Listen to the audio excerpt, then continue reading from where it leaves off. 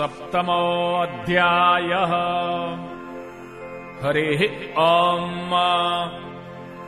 उग्रश्च भीमश्च द्वान्तश्च धूनिश्च सा संहाचाभियुगवाच विक्षिपाः स्वाहा।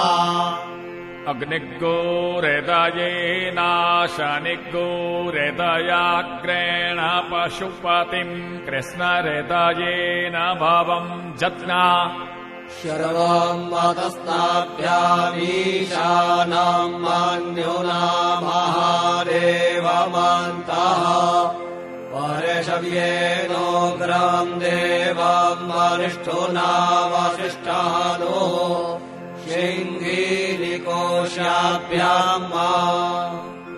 उग्रम् लोहितेन मित्रगृम् सौवृत्येन रुद्रम् दौर्वृत्येनेन्द्रम् प्रक्रीणेन मरुतो बलेन साध्यान् प्रमुदा भवस्य कण्ठगौरुद्रस्यान्तः पार्श्व्याम् महादेवस्य चक्रच्छर्वस्य वरिष्ठोः पशुपतेः पुरी तत।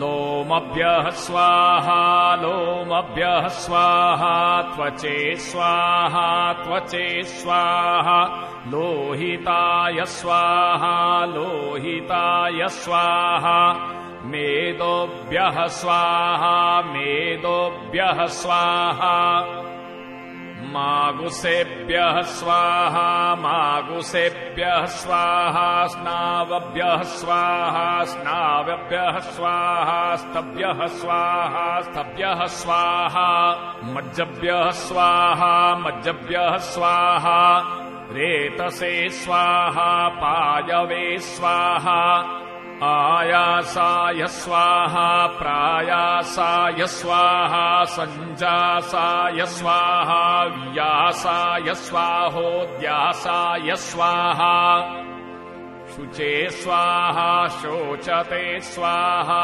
शोचमानाय स्वाहा शोकाय स्वाहा तपसे स्वाहा तप्यते स्वाहा तप्यमानाय स्वाहा तप्ताय स्वाहा धर्माय स्वाहा निष्कृत्यै स्वाहा प्रायश्चित्यै स्वाहा भेखजाय स्वाहा जमाय स्वाहान्तकाय स्वाहा मृत्यवे स्वाहा ब्रह्मणे स्वाहा ब्रह्महत्यायै स्वाहा विश्वेभ्यो देवेभ्यः स्वाहा द्यावा पृथिवीभ्यागु स्वाहा।